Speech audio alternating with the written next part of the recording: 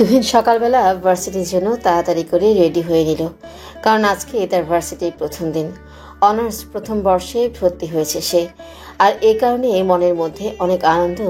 তুহিন তাড়াতাড়ি করে নাস্তা সেরে একটা রিক্সা নিয়ে চলে আসলো ভার্সিটির গেটের সামনে আসতেই চোখে পড়ল বিচিত্র রকমের কিছু মানুষজন। কেউ আবার বন্ধুদের সঙ্গে আড্ডা দিচ্ছে, আবার কেউ কান ধরে উঠবোস করছেন। তুহিন ভার্সিটি লাইফ সম্পর্কে কোনো কিছুই জানে না। সেটা এমনিতেই সহজ সরল, আর এই কারণেই তেমন কিছু তার বোঝার ক্ষমতা নেই।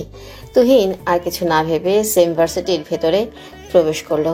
ভার্সিটির ভিতরে প্রবেশ করার পরেই দেখতে পারলো সবাই গোল করে দাঁড়িয়ে কি যেন দেখছেন। তুহিনও দেখার জন্য তাড়াতাড়ি করেন সেখানে চলে আসলো, আর ওখানে এসে দেখতে পারলো একটা ছেলেকে ইচ্ছে মতো পেটাচ্ছে একটা মেয়ে। মেয়েটা হলো মডার্ন টাইপের, আর এগুলো তুহিন দেখার পরেই পেছনে ফিরে আসলো। পেছনে ফিরে যখনই ক্লাসের দিকে যেতে যাবে তখনই কয়েকটা ছেলে তুহিনকে ডাক দেয়। আর ছেলেগুলোর কাছে তুহিন আসার পরে ছেলেগুলো তুহিনকে কোনো কিছু না বলেই তুহিনকে একটা থাপ্পড় দিয়ে দেয়। তুহিন গালে হাত দিয়ে ওদের দিকে তাকিয়ে আছে, আর তখন ওখান থেকে একটা ছেলে তুহিনকে বলতে লাগলো, তো সাহস তো কম নয়, তুই এই ভার্সিটিতে নতুন এসেছিস, অথচ আমাদেরকে সালাম না দিয়ে ভিতরে চলে যাচ্ছিস। এই ভার্সিটিতে আমরা যা বলবো তাই করতে হবে। যদি ওর ব্যতিক্রম কোনো কিছু দেখেছি তাহলে কিন্তু তোর খবর আছে বলে দিলাম। ফার্স্ট ইয়ারের পোলাপানের এমনিতেই আমাদের সহ্য হয় না। এই কথাগুলো শোনার পরে তুহিন আসলেই বুঝতে চেষ্টা করছে তাকে কি জন্য থাপ্পড় মারা হলো। আর ছেলেটা তাকে এসব কথা কেন বলছে। তুহিন চুপ করেছিল, আর তখন ছেলেটা তুহিনের চুপ করে থাকা দেখে আরো একটা থাপ্পড় দিয়ে একটা ধাক্কা মারলো। আর ধাক্কা মারার সাথে সাথে তুহিন কিছুটা দূরে গিয়ে মাটিতে পড়ে গেল। তুহিন মাটি থেকে উঠে ময়লাগুলো ঝাড়তে শুরু করলো। আর তখন ছেলেটা আবারও বলতে লাগলো, শোন, এখন থেকে আমাদেরকে সালাম দিয়ে চলাফেরা করবি। যখনই দেখবে তখনই আমাদেরকে সালাম দিবি, এর জন্য কোনো ব্যতিক্রম হয় না। এদিকে তুহিন আর কোনো কিছু না বলে তাড়াতাড়ি করে চলে আসলো ক্লাসে। ক্লাসের শেষে তার নিজের মতো করে বসে আছে। তুহিনের পরিবারের সবাই আছে, তবে সে তত বড়লোক ঘরের ছেলে নয়, সে মধ্যবিত্ত পরিবারের সন্তান, বড় ছেলে। তুহিন ক্লাস শেষ করার পরেই যখনই ক্লাস থেকে বের হতে যাবে তখনই তুহিনের একটা মেয়ের সঙ্গে ধাক্কা লেগে যায়, আর তুহিন তাকে সরি বলে সামনে থেকে যেতে শুরু করলো। মেয়েটাও তুহিনকে দেখে ভালো লেগে গেল, কারণ আজ পর্যন্ত নীলাকে কেউ সরি বলেনি। সবাই ইচ্ছে করে ধাক্কা দিয়ে চলে যায়, গায়ের সাথে লাগাতে চায়। নীলা ছেলেটার দিকে তাকিয়ে আছে, ছেলেটাকে দেখে বেশ ভদ্র মনে হচ্ছে। নীলা তখন তুহিনের সঙ্গে কথা বলার জন্য এগিয়ে গেল, আর এগিয়ে যাওয়ার পরে তুহিনকে তখন বলতে লাগলো, কি ব্যাপার, আপনি আমাকে ধাক্কা দিয়ে সরি বলে চলে যাচ্ছেন? আর কোনো কিছু বললেন না যে? শুধু সরি বললে কি সব সমস্যার সমাধান হয়ে যায়? আসলে আপু, আমি আপনাকে দেখতে পারিনি, তার জন্যই ধাক্কাটা লেগে গেছে। সরি আপু, আবারও সরি বলছি, আমাকে ক্ষমা করে দেবেন। এই কথা বলার পরে তুহিন আবারও যেতে শুরু করলো।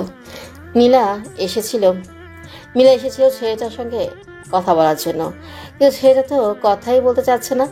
এমনিতেই থাকলে অন্য কেউ নীলার সঙ্গে কথা বলার জন্য পাগল হয়ে যেত, কিন্তু এই ছেলেটা দেখছি ব্যতিক্রম, এটাই ভাবছে নীলা।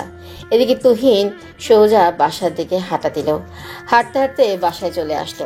বাসায় আসার পরে ফ্রেশ হয়ে খাবার খেয়ে নিল। খাবার খাওয়ার পর একটু রেস্ট নিয়ে আবারও বেরিয়ে পড়লো টিউশনি করানোর জন্য। সন্ধ্যা পর্যন্ত টিউশনি করিয়ে যখনই বাসায় ফিরছিল তখনই হঠাৎ করে উপর থেকে পানি পড়লো তার গায়ের উপর। সেই ফুটপাথ দিয়েই হেঁটে যাচ্ছিল, আর তুহিনের পুরো মেজাজ খারাপ হয়ে গেল। তুহিন উপরে তাকে দেখতে পেলো বারান্দা থেকে কেউ যেন তার উপর পানি দিয়ে দৌড়ে চলে গেছে। তুহিন কোনো কিছু বলতে গিয়েও বলতে পারলো না।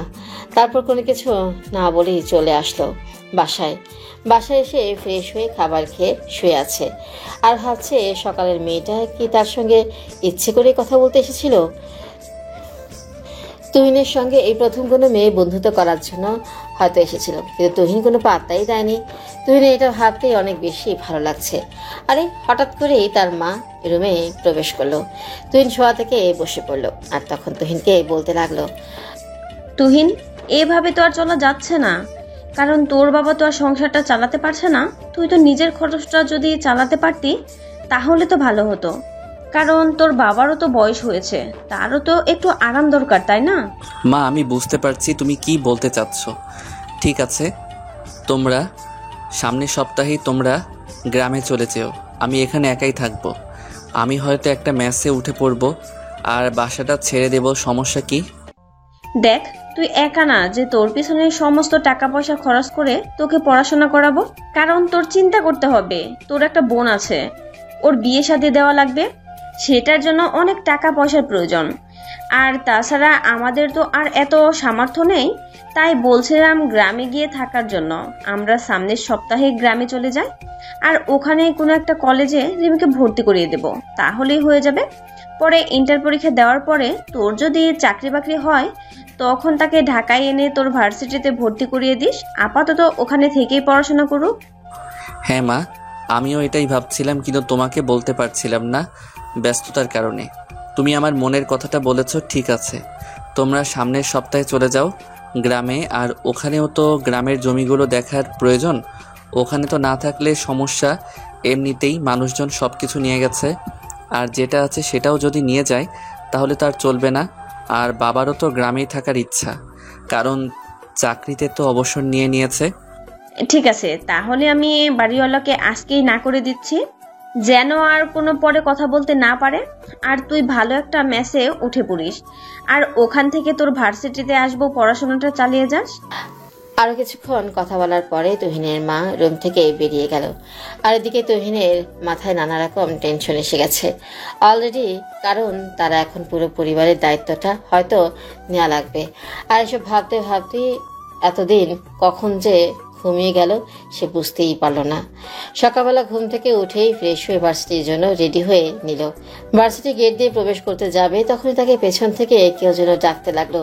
সে পেছনে তাকে দেখতে পারলো, কালকে সেই মেয়েটা তখন কাছাকাছি এসে বলতে লাগলো, কি ব্যাপার, আমি আপনাকে পেছন থেকে ডাকছি আর অথচ আপনি না শুনে চলে যাচ্ছিলেন? আমরা তো একই ডিপার্টমেন্টে পড়াশোনা করছি, তা বন্ধুত্বপূর্ণ আচরণ তো করতে পারেন। আসলে কালকে মুড একটু খারাপ ছিল, তো তার জন্য আর কি আপনার সঙ্গে কথা বলতে পারিনি। আচ্ছা চলুন ভেতরে যাওয়া যাক, ক্লাসের সময় হয়ে গেল মনে হয়। নীলা এবং তুহিন দুজনে কথা বলতে বলতে ভেতরে চলে আসলো। নীলার সঙ্গে তুহিনের বেশ ভালো একটা বন্ধুত্বপূর্ণ সম্পর্ক হয়ে গেছে। এই অল্প সময়ের মধ্যেই নীলা এবং তুহিন ক্লাস শেষ করে বের হচ্ছিল। আর তখন নীলা তাকে বলল, আমরা যদি একই সঙ্গে পড়াশোনা করি তাহলে আমরা তুই করে বলবো, ঠিক আছে? ডিপার্টমেন্ট এক হতে পারে, আর আমি থার্ড ইয়ার, তো কি হয়েছে? আমরা তো সমবয়সী, তাই না? তাই তুই করেই বলবো। দেখুন, আপনি আমার থেকে 2 বছরের সিনিয়র, আপনি থার্ড ইয়ারে আর আমি ফার্স্ট ইয়ারে, এটা কখনোই হয় না। আমি আপনাকে আপনি করে বলবো, আপনি না হয় আমাকে তুই করে বলবেন, আমি আপনার জুনিয়র। আরে ম্যান, এত ভাবার কি আছে? আমরা দুজনেই তুই করে বলবো, না হলে দুজনে আপনি করে বলবো। আমার একা তুই করে বলাটা উচিত হবে না, আর আমি তো মাত্র 2 বছর, আজকাল এসব ধরা যায় না। ঠিক আছে, চেষ্টা করব আপনাকে তুই করে বলার জন্য, তবে মনে হয় না আপনাকে তুই বলে ডাকতে পারবো। ঠিক আছে, তাহলে দুজনে তুমি করেই বলবো। একথা বলতে বলতেই তারা হেঁটে যেতে লাগলো। আর এদিকে নীলাও একটা রিক্সা নিয়ে তার বাসায় চলে আসে। গাড়ির দিকে হাঁটতে হাঁটতে তুহিন তার বাসায় চলে আসলো। বাসায় এসে কাজ করতে লাগলো, কারণ তারা সবাই বাড়িতে চলে যাবে, তাই ওদেরকে গোছগাছ করে দেওয়াটা তার প্রয়োজন। আর বিকেলবেলা তুহিন কাজগুলো শেষ করে টিউশনি করাতে চলে গেল। আর টিউশনি করানো শেষ করে এসে ভালো ম্যাচে থাকার জন্য খোঁজ করতে লাগলো, আর পেয়েও গেল তার বন্ধুদের মাধ্যমে। আর এদিকে নীলা সন্ধ্যার পরে ড্রয়িং রুমে কয়েকজনকে বসে থাকতে দেখলো। লোকগুলোকে এসে চিনতে পারছিল না, তাই নীলা তাড়াতাড়ি তার মায়ের কাছে চলে যায়। জিজ্ঞেস করার জন্য তার মা তাকে উত্তর দিল, তোকে পাত্রপক্ষ দেখতে এসেছে, তুই তাড়াতাড়ি করে রেডি হয়ে আয়, ওদের সামনে যেতে হবে। আর কোনো কথা বলবি না, তুই যা বলার পরে বলবি, আগে ওদেরকে বিদায় করতে হবে, এখন যা। নীলার মা বেশ মোটা গলায় এই কথাটা বলে গেল। আর নীলাও রেডি হয়ে ওদের সামনে চলে আসলো। এটা ছাড়া কোনো কিছু করার নেই, সে জানে তার মা যেটা বলবে সেটাই করবেন। তার মায়ের ভয়ের কারণে সে সবার সামনে এসে পুতুলের মতো বসে আছে। পাত্রপক্ষ তাকে এটা ওটা জিজ্ঞেস করছে, আর সেও খুবই ভদ্রতার সাথে সেগুলোর উত্তর দিচ্ছেন। আর কিছুক্ষণ এভাবে চলার পরেই সে রুমে চলে আসলো। রুমে আসার পরেই তার মেজাজ পুরোটাই খারাপ হয়ে গেছে। আর এদিকে পাত্রপক্ষ কথা বলা শেষ করে বাসা থেকে চলে গেল। আর এদিকে নীলার মা আবারও তার মেয়ের কাছে চলে আসলো। এসে দেখতে পেল নীলা খাটের মধ্যে চুপচাপ বসে আছেন। আর তখন নীলার মা নীলাকে বলতে লাগলো, শোন, ছেলেটা ভালো, আর তাই তোর বাবা সম্বন্ধটা এনেছে। ছেলে ডাক্তার, তোর সঙ্গে ভালোই মানাবে। তুই যদি কোনো আপত্তি না করিস তাহলে আমরা কথা বলতে পারি, আর তোর যদি কোনো পছন্দ থাকতে পারে তাহলে আমাদেরকে বল। দেখো মা, এখন আমার বিয়ে করার কোনো ইচ্ছে নেই। হ্যাঁ, বিয়ে করব, তবে এটা আরো পরে। আর পছন্দের মানুষ কেন থাকবে? এখনো কি এসবের সময় রয়েছে? বেশ সময় হলে আমি তোমাদেরকে বলবো। আমি আমারটা খুঁজে নেব, তবে প্লিজ অন্য কাউকে এভাবে আমার উপর চাপিয়ে দিও না। বেদবের মতো কথা বলছিস কেন তুই? আমি তোর কাছ থেকে এসেছি এরকম কথাবার্তা আশা করিনি। আমি যেটা বলবো সেটাই। তোর কি এই বিয়েতে আপত্তি আছে কি নাই সেটাই আমি জানতে এসেছি। আর তোর কোনো পছন্দ করা ছেলে থাকলে আমাকে বল। নীলা ভাবতে লাগলো তুহিনের কথা। কিন্তু তুহিন তো এখনো বেকার। সে মাত্র প্রথম বর্ষের ছাত্র। আর সবে মাত্র তাদের মধ্যে আমি বন্ধুত্বপূর্ণ সম্পর্ক হয়েছে। এই মুহূর্তে এসব বলা মোটে উচিত হবে না। নীলা অনেক ভাবার পরে তার মাকে উত্তর দিল তার কোনো পছন্দের ছেলে নেই, তবে এই বিয়েটাও এখন করার ইচ্ছে নেই। আর এটা নিয়ে নীলা অনেক রাগারাগি করতে লাগলো তার মায়ের সঙ্গে। তার মা আর কোনো কিছু না বলে মেয়ের কাছ থেকে চলে গেল। আর এদিকে নীলা রাতের খাবার না খেয়ে ঘুমিয়ে পড়ল। সকালবেলা ভার্সিটির জন্য রেডি হয়ে নিল। আর সে ভার্সিটিতে একটু তাড়াতাড়ি করেই চলে আসলো। আর এসেই অপেক্ষা করতে লাগলো। আর কিছুক্ষণ পরেই তুহিনও চলে আসলো ভার্সিটিতে। তুহিন এসে নীলার পাশে বসলো। তুহিন দেখতে পারলেও নীলার মন খারাপ। তুহিন নীলাকে জিজ্ঞেস করতে লাগলো, কি ব্যাপার, তোমার মন খারাপ মনে হচ্ছে? তাই এভাবে মন খারাপ কেন আমাকে বলো। কাউকে কোনো কিছু শেয়ার করলে মনটা হালকা হয়ে যায়, এটা সব সময় মনে রাখবে। আসলে বাসা থেকে বিয়ের জন্য চাপ দিচ্ছে, এটাই বাবা মাকে এত করে বুঝিয়েছি।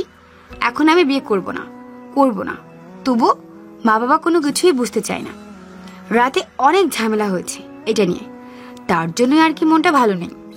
বিয়ে করবে ভালো কথা, তবে ছেলে নিশ্চয়ই অনেক প্রতিষ্ঠিত।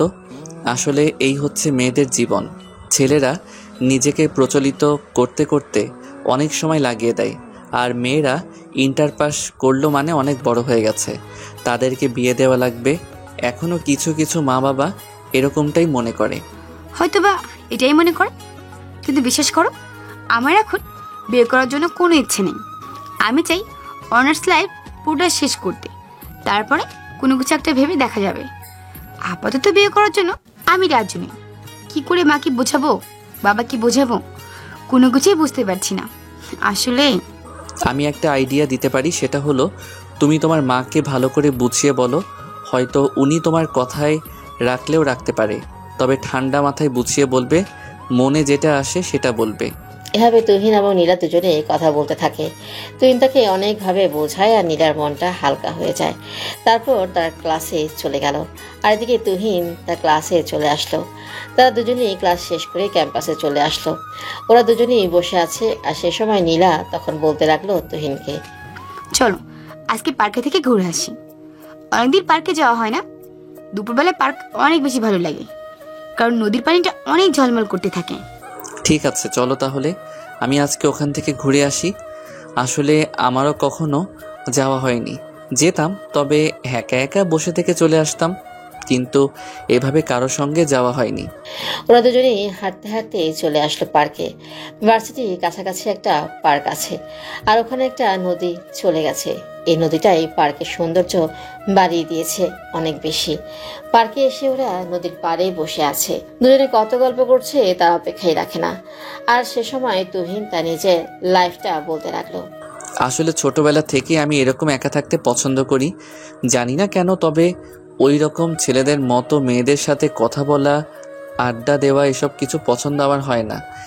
কেন হয় না সেটা হলো থেকেই অভাবের কারণে মানুষ হয়েছে, তো সে কারণে আসলে এসব কিছু আসে না। সামনের সপ্তাহে আমি নতুন মেসে উঠব, বাসাটা ছেড়ে দেবো আর মা বাবা গ্রামে চলে যাবে। তারপর আরেক জীবন সংগ্রাম শুরু হয়ে যাবে আমার লাইফে।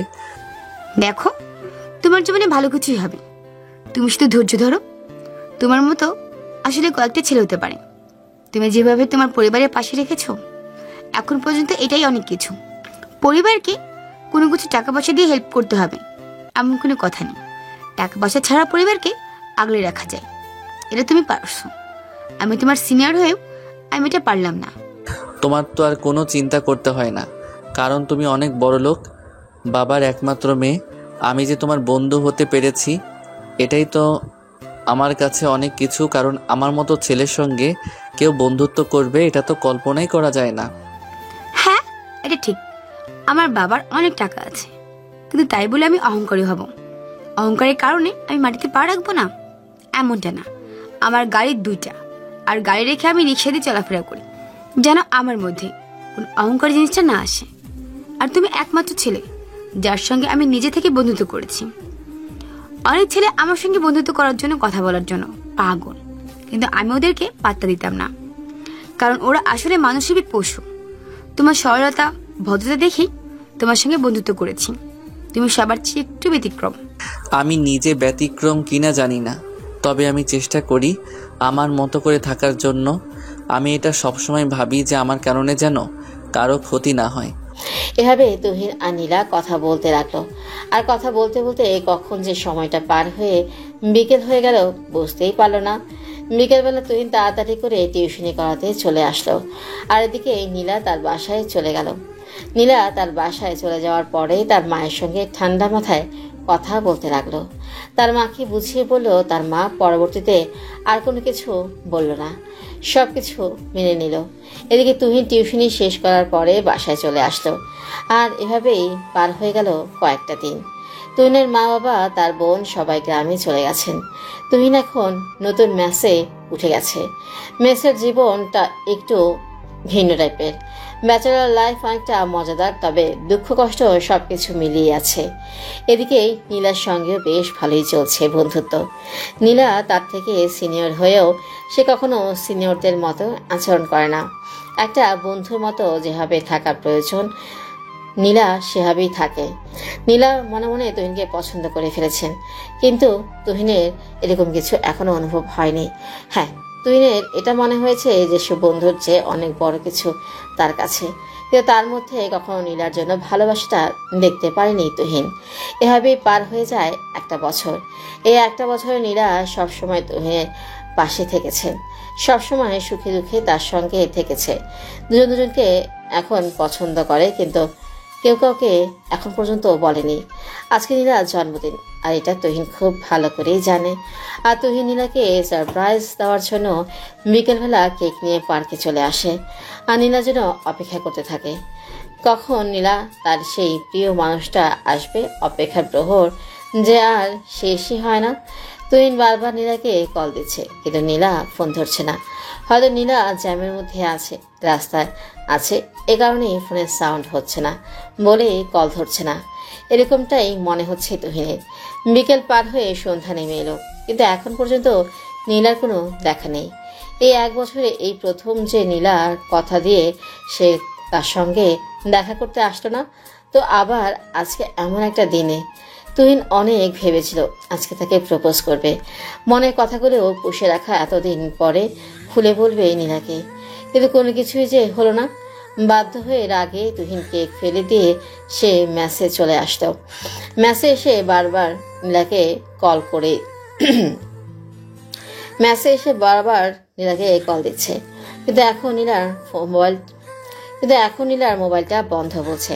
হয়তো নীলার কোনো বিপদ হয়েছে, আর এ কারণে তাড়াতাড়ি করে তুহিন নীলার বাসার সামনে চলে আসলো। নীলার বাসার সামনে এসে কোনো কিছু বুঝতেই পারলো না। সবকিছু স্বাভাবিক।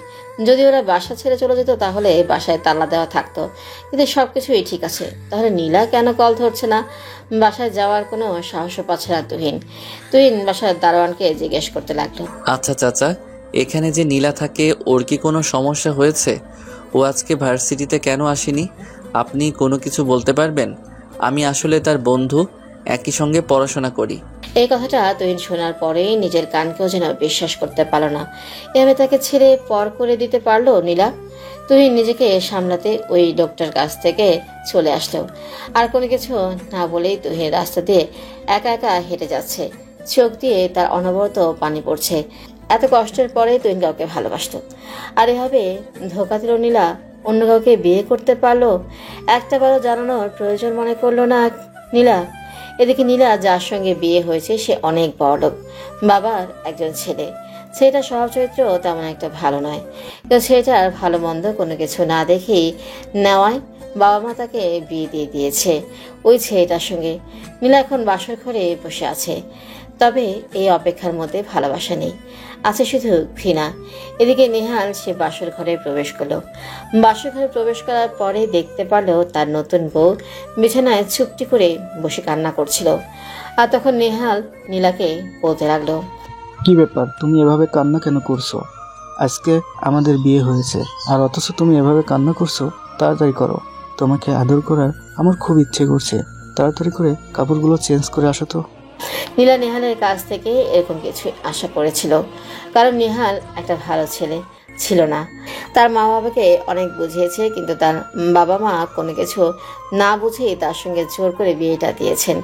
একটু পরে নেহাল জোর করে এসে নীলার উপর ঝাঁপিয়ে পড়ল। নীলাকে কাপড় চেঞ্জ করার সময়টুকু পর্যন্ত দিল না। নেহাল তার অধিকার আদায় করছে, আর এদিকে নীলা চুপচাপ সেগুলো সহ্য করছে, কারণ তারা এগুলো সহ্য করতে হবে, কারণ এটা নেহালের অধিকার। নেহালের অসহ্য যন্ত্রণা নীলা সহ্য করছে, আর শুধু মনে হচ্ছিল তুহিনের কথা। তুহিন যে তার মনের মাঝে গেঁথে গেছে। নীলা খুব ভালো করেই জানে তুহিন আজকে পার্কে অপেক্ষা করছিল, সেটা বড্ড একা হয়ে গেছে। নীলা এসব কিছুই ভাবছিল, আর এদিকে নেহাল তার অধিকারটা আদায় করতে ব্যস্ত। একটাবারও নেহাল জিজ্ঞেস করতে পারল না ভালো মন্দ কিছু, সে তার নিজের কাজে ব্যস্ত রয়েছেন। আর এভাবেই সকাল হয়ে গেল। সকালবেলা নেহাল সিগারেট জ্বালিয়ে বারান্দায় চলে আসতো, আর এদিকে নীলা ব্যথার কারণে বিছানা থেকে উঠতেই পারছে না। জানোয়ারের মতো তার উপর ঝাঁপিয়ে পড়েছিল নেহাল। নীলা অনেক কষ্ট করে বিছানা থেকে উঠে এসে গোসল করে নিল, আর এভাবে কয়েকটা দিন পার হয়ে গেল। দিন দিন নেহালের ব্যবহার অনেক খারাপ হচ্ছিল। নেহাল শুধুমাত্র নীলাকে ভোগ করার জন্য বিয়ে করেছে। প্রতিটা রাতে তাকে অসহ্য যন্ত্রণা দিতে দিতে ধীরে ধীরে মেরে ফেলছে নীলাকে। আর নীলা একদিন বিকেলবেলা শুয়েছিল, আর বাসায় নেহালের বাবা মা কেউ ছিল না। ওরা 2-3 দিন এমনিতেই আসবে না, পুরো বাসাটা খালি। আর তখনই নেহাল 2টা মেয়েকে নিয়ে আসলেও নীলা হয়তো ভেবেছিল তার কোনো বান্ধবী হবে, এই কারণে আর কোনো কিছু জিজ্ঞাসা করেনি।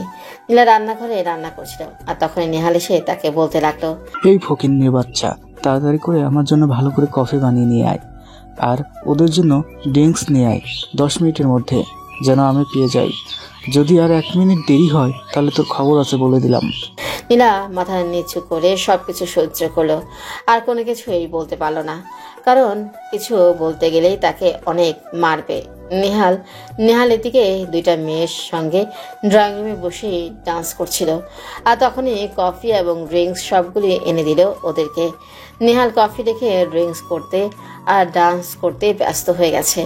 আর তখনই দুজনকে নিয়ে নেহাল একটা রুমের মধ্যে যেতে শুরু করলো। আর যখন পেছন ফিরে নীলাকে বলতে লাগলো, এই ফকিন্নির বাচ্চা, তুই কোনো ডিস্টার্ব করবি না আমাকে। আর একটু পরে আমার বন্ধু আসবে, তার সঙ্গে তুই বিছানায় যাবি। কোনো কথা বলতে গেলে তোর খবর আছে। তোর শরীরটা নাকি তার পছন্দ হয়েছে, তাই এক্সচেঞ্জ করছি। আর তাকে যদি তুই খুশি করতে পারিস তাহলে ওর পার্টনারশিপ আমার কাছে চলে আসবে। ও আর আমি একসঙ্গে ভালো ব্যবসা করতে পারবো। ছি, তুই এত বড় নীচ! এটা যদি আমি আগে জানতাম, আমি আমার নিজেকে পর্যন্ত শেষ করে দিতাম, তবু তোকে বিয়ে করতাম না। শুধুমাত্র আমার বাবা মা জোর করে তোর সঙ্গে আমার বিয়ে দিয়েছে। তোর কারণে আমি আমার সুন্দর লাইফটাকে নষ্ট করেছি। এই শালে, তুই এত কথা বলছিস কেন? তোকে যে আমি বিয়ে করেছি এটাই তোর ভাগ্য, আর তোকে বিয়ে করেছি তোর শরীরটা ভোগ করার জন্য। আর এমনি তো তোকে আমি ডিভোর্স দিয়ে দিব, তবে ডিভোর্স দেওয়ার আগে তোর শরীরটা যেন সবাই ভোগ করতে পারে, সেটাই ব্যবস্থা করব। নীলা তখন আর কোনো কিছু না বলে সেখান থেকে চলে যায়, আর রান্না করে এসে সে কান্না করতে লাগলো। আর তো হঠাৎ করে তার মাথায় একটা বুদ্ধি আসলো, সবকিছু ভিডিও করে সবকিছু ফাঁস করে দেবে। আর সহ্য করা যাচ্ছে না, আর নিহাল যখন ওই দুইটা মেয়ের সঙ্গে রঙ্গলি লাইভে আসতে হবে, তখন এদিকে নীলা এগুলো নিজে থেকে ভিডিও করতে লাগলো। আর ভিডিও করার পরে তখন তার মায়ের কাছে এগুলো পাঠিয়ে দেয়। বিয়ের পরে প্রথম মোবাইলটা অন করেছে সে। আর অন করার সাথে সাথে তুহিনের নাম্বার থেকে কল, মেসেজ, অনেক টেক্সট আসতে শুরু করলো। সেগুলো শুধু বিয়ের দিনকার সন্ধ্যা পর্যন্ত। সন্ধ্যার পর থেকে আর কোনো মেসেজ আসেনি তার ফোনে। হয়তো তুহিন বিয়ের কথা শুনে আর কোনো মেসেজ বা কল করেনি। সে তুহিন যে কেমন কষ্টে আছে সেটা নীলা একটু হলেও বুঝতে পারছে। তুহিন তাকে পাগলের মতো করে ভালোবাসে, নীলাও তাকে পাগলের মতো ভালোবাসে। আর নীলার মা এগুলো দেখার পরে নিজের চোখে যেন কোনো বিশ্বাস করতে পারছিল না। আর এদিকে নীলা নিজে থেকেই তুহিনের নাম্বারে কল দিল। আর এদিকে তুহিন বিকালবেলা ঘুমিয়েছিল। ঘুম থেকে জেগে দেখতে পেলো তার সেই চিরচেনা নাম্বার থেকে কল এসেছে। তুহিন তাড়াতাড়ি করে কলটা রিসিভ করলো। আর তারপর এপাশ থেকে নীলা তখন বলতে লাগলো, তুহিন, তুমি আমাকে ক্ষমা করে দাও। আমি তোমার বিশ্বাসে মর্যাদা দিতে পারিনি। বিশ্বাস করো, আমার এখানে কোনো দোষ ছিল না। আমার বাবা মা জোর করে আমাকে তার সঙ্গে বিয়ে দিয়েছে। তবে এই মানুষটা কতটা চরিত্র খারাপ এটা আর তোমাকে বলে বোঝাতে পারবো না। আমাকে শুধুমাত্র ভোগ করার জন্য বিয়ে করেছে। আমাকে দিয়ে তার বন্ধুকে খুশি করাতে চাই। একটু পরে তার বন্ধু আসবে আমাকে ভোগ করতে। প্লিজ তুমি আমাকে বাঁচাও। আমি বুঝতে পারছি না এখন কি করব। যদি তুমি না আসো আমি নিজেকে শেষ করে দিব। বিশ্বাস করা না হলে আমি তোমাকে ভিডিওটা পাঠাচ্ছি। এই কথাগুলো বলার পরেই নীলা তুহিনকে ভিডিওটা পাঠিয়ে দিল। আর কিছুক্ষণের পরেই ভিডিওটা দেখার পরে তুহিন আবারও কল দেয়। কল দেওয়ার পরে এদিকে নীলা বিয়ের পর থেকে ঘটে যাওয়া সব কিছু তুহিনকে বলে দিল। আর এদিকে তুহিন তাড়াতাড়ি করে চলে আসলো নীলার কাছে। নীলার কাছে আসার পরে নীলাকে বাসা থেকে উদ্ধার করে জোর করে নিয়ে গেল। নীলাকে তার বাসায় পৌঁছে দেওয়ার পরে তুহিন উকিলের কাছে গিয়ে ডিভোর্সের জন্য কথা বলতে লাগলো। আর এভাবেই আরও পার হয়ে গেল 3-4টা দিন। আর 3-4 দিনের মধ্যে ডিভোর্স পেপার তৈরি হয়ে উকিলের কাছে গিয়ে ডিভোর্সের জন্য কথা বলতে লাগলো। আর এভাবে আরও পার হয়ে গেল 3-4 দিন। আর 3-4 দিনের মধ্যে ডিভোর্সের পেপার তৈরি হয়ে গেল। এদিকে নীলা ডিভোর্সের লেটার নেহালকে পাঠিয়ে দিল এবং একটা মামলা করলো নেহালের নামে। নেহালকে পুলিশের হাতে ধরিয়ে দিয়ে কিছুটা হলেও শান্তি লাগছে নীলার। তুহিন নীলার বাসায় তার মা বাবার সঙ্গে কথা বলতে আসলো। আর তার মা বাবাকে বলতে লাগলো, আপনারা তার মা বাবা হয়ে তার দুঃখ কষ্ট কোনো কিছুই বুঝতে পারলেন না। কি করে পারলেন এরকম একটা জানোয়ারের হাতে মেয়েটাকে তুলে দিতে? একবারও জানতেও চাইলেন না আপনার মেয়েটা কি ওখানে সুখে থাকবে কি না, আপনার মেয়েটাকে ওখানে ভালো থাকবে কি না? একটাবার জিজ্ঞাসা করতে পারতে যে ও কাউকে ভালোবাসে কি না? আন্টি, আপনি কেন কিছু মনে করবেন না? একটা কথা বলি, আপনি যে আঙ্কেলের সঙ্গে ঘর সংসার করছেন তাহলে কি কখনো থাকতে পারতেন? তাহলে যেখানে একটা ছেলেকে চেনেন না জানেন না ওর হাতে তুলে দিলেন, মেয়েটা কি ভালো আছে না মন্দ আছে একটাবার খোঁজ নেবেন না বিয়ের আগে? বাবা, আসলে আমরা জানি আমরা কতটা ভুল করেছি, কত বড় ভুল করেছি। আমরা নিজের হাতে আমার মেয়েটার লাইফ পুরোটা নষ্ট করে দিয়েছি। এখন কেউ আমার মেয়েকে বিয়ে করবে না, কারণ কে চাইবে এরকম একটা মেয়েকে বিয়ে করতে? আমরা গলা টিপে আমার মেয়েটার জীবনটাকে নষ্ট করেছি। আন্টি, আপনার যদি কোনো আপত্তি না থাকে আমি নীলাকে বিয়ে করতে চাই, আর সেটা আজকেই। আমার যেটা আছে সেটা দিয়ে আশা করি ওর চলে যাবে। হয়তো আমার তত কিছু নেই, কিন্তু আল্লাহ তাআলা মোটামুটি ভালোই দিয়েছে। আমি জানি না নীলাকে কতটা ভালো রাখতে পারবো, তবে আমি আমার জীবন দিয়ে চেষ্টা করব ওকে ভালো রাখার জন্য। বাকিটা আল্লাহর ইচ্ছা। প্লিজ তুমি এটা কেন করছো? তুমি এমনিতে আমাকে অনেক উপকার করেছো, কারণ একটা জানোয়ারের হাত থেকে আমাকে বাঁচিয়ে এনেছো। তারপর আবার এখন আমার উপর মায়া দেখিয়ে আমাকে বিয়ে করতে যাচ্ছ। আমি তোমার কাছে এরকম দেওয়াটা আর চাই না। আর আমাকে বিয়ে করলে মানুষ অনেক খারাপ বলবে। দেখো, আগেও তোমাকে আমি ভালোবাসতাম, এখনও আমি তোমাকে ভালোবাসি, মন থেকে ভালোবাসি। তুমি আমার জীবনের প্রথম নারী, তোমাকে কি করে ভোলা যায়? আমি তোমাকে বিয়ে করব, সেটা আজকেই। তারপর কাজী সাহেবের মাধ্যমে তাদের বিয়েটা হয়ে গেল। আর তুহিন নীলাকে সোজা তাদের গ্রামের বাড়িতে নিয়ে চলে গেল। আর তার মা ছেলের সাথে নীলাকে দেখে জিজ্ঞেস করলো। আর তখন তুহিন তার মাকে সব কিছু বলে দিল। আর তখন তার মা বলতে লাগলো, তুই নীলাকে ভালোবাসিস এই কথা তুই আমাকে বলেছিস? আমাকে কিছুদিন সময় দিতে পারতি। এভাবে বিয়ে করে নিয়ে আসার কি আছে? আমার তো ইচ্ছে ছিল আমি আমার ছেলেকে ধুমধাম করে বিয়ে করাবো।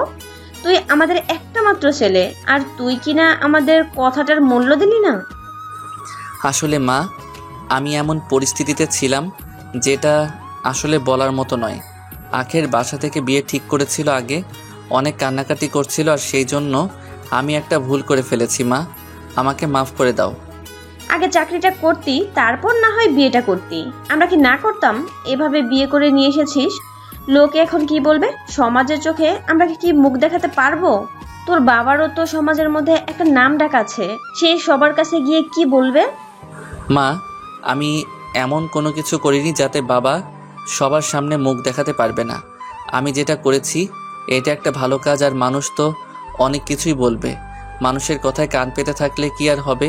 আর আমি তো চাকরির জন্য ট্রাই করছি, আশা করি আমার চাকরিটা কয়েকদিনের মধ্যে হয়ে যাবে।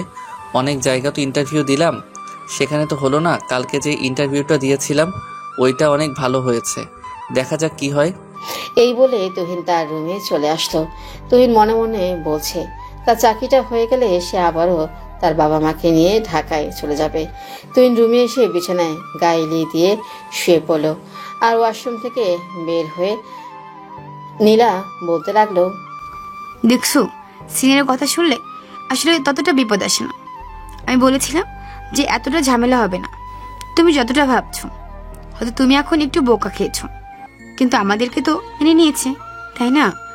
আর ওনারা ভালো করে বুঝে গেছে যে ছেলে এখন অনেক বড় হয়ে গেছে, আর তুমি তো এখন ছোট নাও, অনার্স 3য় বর্ষে পড়াশোনা করছো। কিন্তু তোমাকে এভাবে আমি দেখতে পারবো এটা আসলে আমি আশা করিনি, কারণ আমি তো ভেবেছিলাম তুমি তোমার বাসায় চলে গেছো, বাবা হয়তো তোমাকে তোমার বাসায় দিয়ে এসেছে, আরও নানান ধরনের চিন্তা এসেছিলাম মাথায়। যাক, আলহামদুলিল্লাহ। হ্যাঁ, সেটাই তো আমি বলেছিলাম, তাই না? আর আমি বাবা মাকে অনেক বুঝেছি, আর অনেক বোঝানোর পরে ওনারা বুঝতে পারছে। তারপর আমার বাবা মার সঙ্গে কথা বলছি। আমার বাবা মা যদি আমার উপর অনেক রাগ করে আসে তবে সমস্যা নেই, আস্তে আস্তে ঠিক হয়ে যাবে। সেটাই ভালো। ঠিক আছে, তুমি বসে থাকো, আমি ওয়াশরুম থেকে ফ্রেশ হয়ে আসছি। আর অনেক খিদে পেয়েছে, যদি খাবারের ব্যবস্থা করতে পারো তাহলে অনেক ভালো হবে। বিকাল থেকে পেটের মধ্যে কোনো কিছুই পড়েনি, তখনই খাবার এনে খাইয়ে দিতে লাগলো। দেখলাম নীলার চোখে পানি, আর বুঝতে পারলাম কেন নীলার চোখে পানি এসেছে। তারপর নীলা আমাকে যত্ন সহকারে খাইয়ে দিল, আমিও নীলাকে খাইয়ে দিলাম। তারপর শুয়ে পড়লাম, আর তখন আমাকে বলতে লাগলো, কি ব্যাপার, তুমি এখন শুয়ে পড়লে কেন? আমাদের 2 রাকাত নফল নামাজ আদায় করতে হবে, এটা কি তুমি ভুলে গেছো? বাসর রাতে নফল নামাজ আদায় করে আল্লাহর কাছে শুকরিয়া আদায় করতে হয়। চলো দুজনে মিলে নামাজ পড়বো, তারপর ঘুমাবো। নীলা তুহিনকে টেনে তুললো, আর তুহিন উজু করে নীলার সঙ্গে 2 রাকাত নফল নামাজ আদায় করে নিল। আর নফল নামাজ আদায় করে আল্লাহর কাছে শুকরিয়া আদায় করলো, কারণ যে করেই হোক তুহিন তার ভালোবাসাটাকে ফিরে পেয়েছে। তার এই ভালোবাসা যেন সারা জীবন থাকে। নামাজ আদায় করে তুহিন বিছানায় শুয়ে পড়লো, আর কিছুক্ষণ পরে সে লাইট বন্ধ করে তার বুকের উপর শুয়ে পড়লো নীলা। তখন তুহিনের কানের কাছে এসে বলতে লাগলো, কি ব্যাপার মহারাজ, আমার দিকে মনে হয় আপনি ফিরেও তাকাচ্ছে না? তা আপনাকে কোনো অনুভূতি লাগছে না আমাকে কাছে পাওয়ার জন্য? এই অনুভূতির কথা আর বলবে না। আমি মা বাবার একমাত্র সন্তান দেখে আমি এখনো টিকতে পেরেছি। অন্য কোনো মা বাবা হলে লাঠি দিয়ে তাড়িয়ে দিত, বলতো এরকম সন্তানের থেকে না থাকা অনেক ভালো, এটারই চিন্তা করছি। আর তোমাকে কি দেখবো, তোমাকে তো সেই ভার্সিটির প্রথম দিন থেকে দেখে আসছি। হ্যাঁ, এটা ঠিক। তবে আগে তো তুমি তোমার প্রেমিকাকে দেখেছিলে, কিন্তু এখন তো তুমি তোমার বউকে দেখছো। তো তোমার ভেতরে অনুভূতিটা প্রকাশ করো, আমি শুনবো। সারা বছর আমাকে জ্বালিয়ে পুড়িয়ে ছাড়খাড় দেওয়ার পরে এখন আবার তুমি আমাকে বলছো অনুভূতি প্রকাশ করার জন্য। এই 2টা বছরে আমাকে তুমি কি পরিমাণ প্যারা দিয়েছো এটা তুমি হয়তো নিজেও বলতে পারবে না। আমি তোমাকে প্যারা দিয়েছি নাকি তুমি আমাকে প্যারা দিয়েছো? ভার্সিটির প্রথম থেকে তুমি আমার পেছনে ঘোরাঘুরি করতে, আর কত কি বলতে, ভাগ্য কোণে আমাকে পেয়ে গেছো, তো আবার এত সহজভাবে। আচ্ছা থাক, এখন আর এসব কথা বলা লাগবে না। এখন চুপচাপ ঘুমাও, আমার শরীরটা অনেক বেশি ক্লান্ত লাগছে, কারণ একে তো টেনশন, তার উপর আবার অনেক সমস্যা। তুমি কি টিউবলাইট নাকি কি? তুমি আজকে ক্লান্ত দেখে আজকে আমাদের বিয়ে হয়েছে, আর বাসুরাতে কি করতে হবে না করতে হবে এটা তোমাকে হয়তো নতুন করে বুঝে দিতে হবে। নতুন করে বুঝে দিতে হবে না, তুমি তো আগে মোবাইলে আমাকে অনেক কিছু বলতে, কিন্তু আজকে সামনে পেয়েও কোনো কিছু বলছো না, করছো না, এটাই তো আসলেই সন্দেহজনক। তুহিন হাসতে লাগলো, আর হাসতে হাসতে নীলার উপরে উঠে তার ঠোঁট ছোড়া দখল করে নিল। আর এদিকে নীলাও তাকে রেসপন্স করতে লাগলো। আর এভাবেই দুজনে মিলে হারিয়ে গেল এক অজানা রাজ্যে। ফজরের সময় তুহিনের ঘুমটা ভেঙে গেল। আর তুহিন ঘুম থেকে উঠে দেখতে পারলো দুজনের শরীরেই কোনো কাপড় নেই। আর তাই তাড়াতাড়ি করে কম্বল দিয়ে পেঁচিয়ে বুকের মাঝে শক্ত করে জড়িয়ে ধরলো নীলাকে। আর এদিকে তখনই তুহিনের ফোনটা বেজে উঠলো। আর তুহিন মোবাইলটা নিয়ে দেখতে পারলো আননোন নাম্বার থেকে কেউ কল দিয়েছে। আর কলটা রিসিভ করার পরে অফিস থেকে কেউ একজন তাকে বলতে লাগলো, আপনি কি তুহিন হাসান বলছেন? আপনার ফেয়ার অফ গ্রুপ কোম্পানিতে ইন্টারভিউ দিয়েছিলেন 2 মাস আগে। আপনার চাকরিটা হয়ে গেছে। আপনি এসে অ্যাপার্টমেন্ট লেটার নিয়ে যেতে পারেন আজকে। ঠিক আছে, আপনাকে অসংখ্য ধন্যবাদ জানানোর জন্য। আমি আজকে আসছি অ্যাপয়েন্টমেন্ট লেটার নেওয়ার জন্য। তুহিন তাড়াতাড়ি করে ওয়াশরুমে চলে আসলো। আর ওয়াশরুমে এসে গোসল করে তাড়াতাড়ি করে রেডি হয়ে নিল ঢাকায় যাওয়ার জন্য। তুহিন যখন রেডি হচ্ছিল তখন ঘুম ঘুম চোখে নীলা তাকে বলতে লাগলো, কি ব্যাপার, তুমি আমাকে রেখে কোথায় যাচ্ছ? এভাবে প্যান্ট শার্ট পরে আমাকে রেখে তুমি কেন উঠে গেছো? আমরা তোমাকে বলেছিলাম আমাকে রেখে তুমি উঠবে না, আগে আমি উঠবো তারপর তুমি। আপনি যে ঘুম দিয়েছিলেন মনে হচ্ছে আপনার 1 বছরের মধ্যে মনে হয় না ঘুম ভাঙবে। তার জন্যই আপনাকে ডেকে নিয়ে আর রাতে তো মনে হয় তার জন্য আপনাকে ডাকি নিয়ে আর রাতে তো মনে হয় একটু ঘুমাননি, সেজন্য আর কি আপনাকে ডাকতে চাইনি। আমার এসএস গ্রুপ অফ কোম্পানিতে চাকরিটা হয়ে গেছে, বুঝতে পেরেছেন? সেজন্যই আমি অ্যাপয়েন্টমেন্ট লেটার আরও কিছু কাজ করার জন্য অফিসে যাচ্ছি। আপনাকে তো জানানোর সময় পাইনি। আপনি যে ঘুম দিয়েছিলেন, নীলা তখনই টান দিয়ে তার বুকের উপর ফেলে দিল। আর আমি তার ঠোঁটের কাছাকাছি আছি।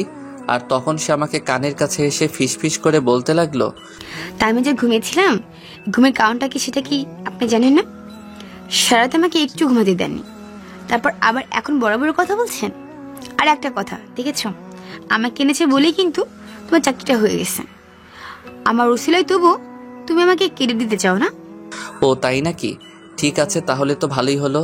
আর আমি এখন যাচ্ছি, আমার লেট হয়ে গেল। তুমি উঠে গোসল করে নাস্তা করে নিও। আমি নাস্তা করে নিয়েছি, আমাকে এখনই যেতে হবে, পরে কথা বলবো। তুহিন সবাইকে বিদায় দিয়ে তাড়াতাড়ি করে চলে আসলো ঢাকায়। আসার পরে এসে সোজা অফিসে গিয়ে তার অ্যাপয়েন্টমেন্ট লেটার নিয়ে একটা বাসা ঠিক করলো। আর বাসা ঠিক করলো বিকেলবেলা পুরো পরিবার মিলে সবাই চলে আসলো ঢাকায়। আর এভাবেই পার হয়ে গেল 2টা দিন। সবকিছু গোছাতে সময় পার হয়ে গেল। সকালবেলা তুহিন রেডি হয়ে নিল অফিসে যাওয়ার জন্য। তুহিন তাড়াতাড়ি করে রেডি হয়ে অফিসে চলে আসলো, কারণ আজকে তার অফিসের প্রথম দিন। দেরি হয়ে গেলে একটু সমস্যা হতে পারে। তুহিন সময় মতো অফিসে চলে আসার পরে ম্যানেজার সাহেব সবার সঙ্গে তাকে পরিচয় করিয়েছিলেন। তুহিন তার ডেস্কে বসে এই কাজগুলো বুঝে নেওয়ার চেষ্টা করছেন। আর তখন সিয়াম সাহেব এসে তুহিনকে বলতে লাগলো, আরে তুহিন সাহেব, আপনি কোনো চিন্তা করবেন না, আমি আপনার সঙ্গে আছি। আপনার যদি কোনো কিছু বুঝতে অসুবিধা হয় তাহলে আমাকে জিজ্ঞেস করবেন, আমি সব কিছু বুঝিয়ে দিব, কোনো সমস্যা নেই। সিয়াম সাহেব এবং তুহিন দুজনেই কথা বলতে লাগলো। ওরা যেহেতু একই সঙ্গে চাকরি করেন, তাদের মধ্যে একটা ভালো বন্ধুত্বপূর্ণ সম্পর্ক হয়ে গেছে এই এত অল্প সময়। তুহিনের যেহেতু আজকে অফিসের প্রথম দিন ছিল, তারপরেই লাঞ্চের পরেই তার ছুটি হয়ে যায়। আর সে বাসায় চলে আসার পরে দুপুরে খাওয়া দাওয়া শেষ করে শুয়েছিল। আর বিকেলবেলা তখন নীলা বুকের মাঝে এসে তাকে বলতে লাগলো, কি ব্যাপার, তুমি কি এখনই কাজের মধ্যে ব্যস্ত হয়ে পড়লে? আর তো দিন অনেক পড়েই আছে, তখন তো তুমি আমাকে সময় দিতে চাইবে না। আজকে বিকেলে আমাকে নিয়ে ঘুরতে যেতে হবে, প্লিজ। আমার পকেটে মাত্র 1000 টাকা আছে, আমি ঘুরতে যেতে পারবো না। সর্বোচ্চ তোমাকে নদীর পাড়ে নিয়ে গিয়ে ফ্রিতে খাওয়াতে পারি, এছাড়া আর কোনো কিছুই খাওয়াতে পারবো না। পকেট ফাঁকা। আরে আমার লক্ষ্মী জামাই, আমাকে ফ্রিতে খাওয়ালেই আমি তোমার কাছে অনেক খুশি। আমার আর কোনো কিছু লাগবে না। এবার তো রাজি হন, আমি রেডি হব। বিকেল তো প্রায় হয়ে গেল। ঠিক আছে, তুমি রেডি হও, আমি হাতের কাজটা শেষ করে রেডি হচ্ছি। আর শোনো, কালো শাড়ি পরবে, কালো শাড়িতে তোমাকে ভালো মানাবে। তুহিন হাতে কাজটা শেষ করে রেডি হয়ে গেল। আর নীলা কালো শাড়ি পরে রেডি হয়েছে, দেখতে অনেক বেশি মায়াবী লাগছে। আর তখনই বলতে লাগলো শাড়ির কুচি ঠিক করে দেওয়ার জন্য। আর তুহিন শাড়ির কুচি ঠিক করার জন্য তাকে তুহিনের সামনে নিয়ে আসলো। আর সামনে নিয়ে আসার পরে তার শাড়ির কুচি তুহিন পেটের মধ্যে যখনই দিতে যাবে তখনই সে পেছনে যেতে লাগলো। আর তুহিন অনেকটাই রেগে গেল, কারণ শুধু শুধু ঢং করছে নীলা। তখন বলতে লাগলো, এভাবে ঢং করার কি আছে? আমার কিন্তু এখন সত্যি সত্যি রাগ করছে।